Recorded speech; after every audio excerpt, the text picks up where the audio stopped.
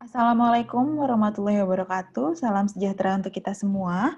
Ketemu lagi dengan saya, Apin Puriski Rada Putri. Kali ini di video ini dalam mata kuliah inovasi.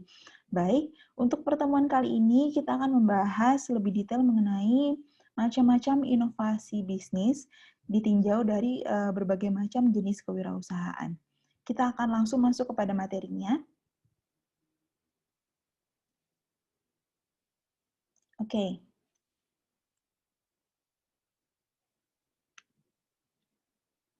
Ya, kali ini kita akan membahas mengenai apa saja sih inovasi bisnis yang bisa kita buat jika kita membagi menjadi beberapa jenis kewirausahaan yang ada saat ini.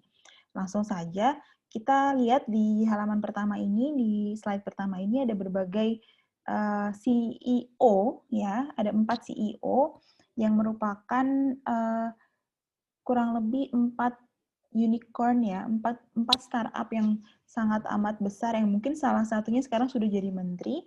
Jadi di sini ada pemiliknya Bukalapak, pemiliknya Gojek, atau CEO-nya Bukalapak, CEO-nya Gojek, CEO-nya Traveloka, dan juga CEO-nya dari Tokopedia.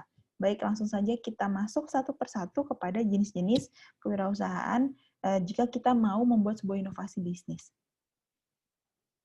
Nah, jenis yang pertama yaitu mengenai sociopreneur.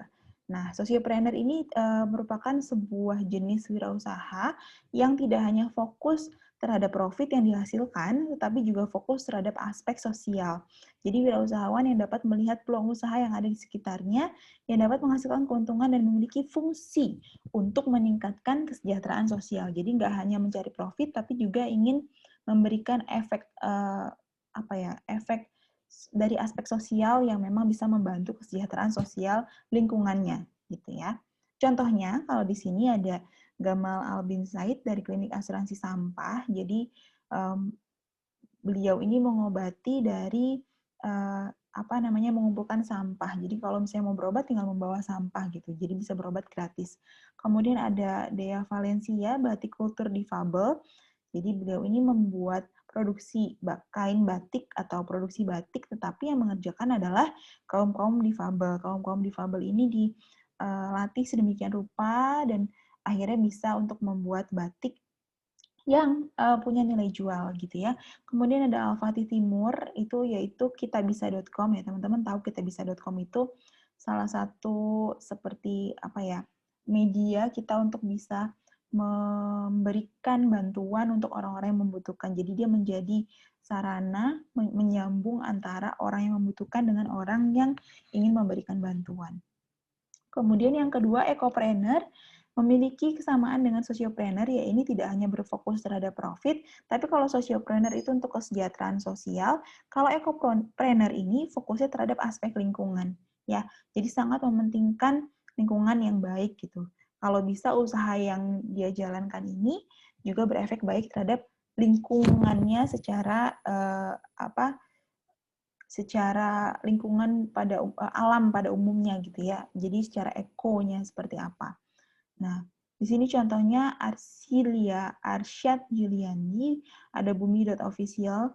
Ini bidangnya fashion dan kuliner, tapi semuanya menggunakan bahan-bahan yang alami, organik. Kemudian ada Fania Santoso, ada Hey Startik, ini juga eco fashion. Kaitannya dengan fashion dua-duanya. Kemudian yang ketiga, lifestyle planner. Nah, ini adalah salah satu jenis entrepreneur yang tidak pernah terfikirkan di zaman dahulu dan sekarang menjadi salah satu jenis pekerjaan yang memang sangat dipertimbangkan oleh banyak orang dan memberikan penghasilan yang cukup lumayan. Ya, ciptakan bisnis gaya hidup yang berpusat pada topik atau ide yang Anda sukai. Menciptakan bisnis sesuai dengan jenis gaya hidup yang Anda inginkan. Bisnis Anda mendukung kehidupan Anda dan memungkinkan Anda untuk menciptakan kebebasan sambil membuat dampak dalam kehidupan orang lain. Paling gampangnya lifestyle planner itu contohnya selebgram. Ya, semua selebgram punya followers yang banyak dan bisa menghasilkan uang dari endorsement yang mereka miliki. Tapi orang menjadi selebgram itu kan tidak mudah juga. Dia punya followers yang banyak, pasti ada impact yang dia berikan dulu terhadap orang lain. orang membutuhkan informasi-informasi atau materi-materi yang dia upload di Instagram pribadinya atau di Instagram bisnisnya gitu. Dan akhirnya followers yang banyak ini menghasilkan penghasilan untuk dia dari sisi endorsement-nya. Kemudian ada YouTuber ya. Nah, di sini ada beberapa jenis YouTuber, teman-teman YouTuber yang mungkin sekarang sudah banyak yang baru-baru juga. Nah, ini juga salah satu istilahnya sumber pendapatan atau jenis pekerjaan yang memang sekarang menjadi pilihan untuk anak-anak masa kini karena memang ternyata jika kita punya channel YouTube dengan followers yang banyak, subscriber yang banyak juga akan menghasilkan rupiah yang cukup lumayan bahkan fantastis untuk kita gitu. Oke, itu untuk lifestyle planner. Kemudian yang ketiga ada techno dan digital planner. Technopreneur dan digital planner, konsep kewirausahaan yang menggunakan teknologi sebagai kata kunci utama dalam mengolah produk dan layanannya. Jadi biasanya ini fokusnya terhadap startup yang kaitannya dengan teknologi dan digitalisasi. Contohnya, di sini ada Kaskus yang punya namanya Andrew Darwis. Kaskus dulu kan cuma sebagai tempat berdiskusi ya, agan-agan Kaskus ini ya. Nah, sekarang bisa jadi forum jual beli dan lain sebagainya gitu. Kemudian ada Ahmad Zaki, ownernya atau foundernya Bukalapak. Kemudian ada Tokopedia, foundernya William Tanuwijaya ya di sini. Kemudian next, nah ini foto-foto yang tadi ada di depan. Ferry Unardi, Traveloka, sama Nadiem Makarim untuk Gojek. Nah, sekarang beliau sudah jadi menteri bahkan ya. Oke, next, creative planner. Nah, seseorang yang memulai bisnis dengan menggunakan ide kreatif yang punya nilai tambah berupa seni atau desain sebagai tolak ukur utamanya. Orang-orang yang terlibat dalam ekonomi kreatif dengan gagasan apapun yang punya nilai dan bisa mensejahterakan baik yang menciptakannya maupun yang menggunakannya. Seorang yang menuangkan bakat kreativitasnya menjadi sebuah bisnis. Nah, creative planner ini mungkin lebih luas lagi kaitannya atau lingkupnya, tapi intinya berkaitan dengan nilai tambah berupa seni atau desain sebagai tolak ukur utama. Contohnya di sini beberapa, ada Vidya Aldiano, founder of Crowd, kemudian Elis Norin, ada Raditya Dika, writer and filmmaker, bahkan sekarang YouTuber, Andrian Ishak, nah ini chef owner dari Namas Dining. Kalau misalnya teman-teman searching atau pernah datang di Jakarta, ada namanya restoran Namas Dining. Jadi dia tidak hanya menjadi chef atau membuka restoran, tapi dia memberikan pengalaman untuk makan makanan yang unik. Bentuknya itu tidak sesuai dengan rasanya. Jadi misalnya bentuknya batu, padahal itu rasanya rasa daging gitu, dan lain sebagainya. Jadi dia buat pengalaman-pengalaman unik ketika orang makan di restorannya. Dan ini memang harus by reserve ya, harus dipesan terlebih dahulu dan biayanya memang tidak murah. Sekali dining 3-5 menu kurang lebih sampai jutaan. Infonya seperti itu.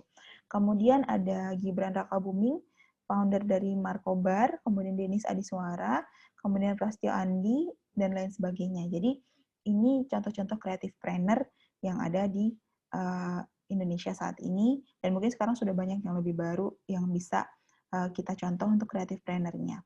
Nah, kira-kira inovasi bisnis Anda seperti apa yang bisa Anda berikan, yang bisa Anda ciptakan dilihat dari berbagai jenis entrepreneurship yang tadi ya, jenis kewirausahaan yang ada. Karena memang jenis-jenis ini satu sama lain bisa saling berkaitan dan bahkan mungkin overlapping. Jadi seseorang yang bekerja di ecopreneur misalnya juga bisa berkecimpung di digital atau technopreneur karena mereka menggunakan aplikasi yang kaitannya sama online. Jadi satu sama lain bisa saling terkait, gitu ya. Kurang lebih untuk materi mengenai inovasi bisnis dilihat dari jenis entrepreneurnya. Demikian terlebih dahulu. Jika ada pertanyaan silahkan di kolom komen atau bisa melalui WhatsApp ataupun email. Dan silahkan di like, subscribe, dan juga di komen. Demikian dari saya. Mohon maaf kalau ada salah-salah kata. Wabillahi taufiq wal hidayah. Wassalamualaikum warahmatullahi wabarakatuh.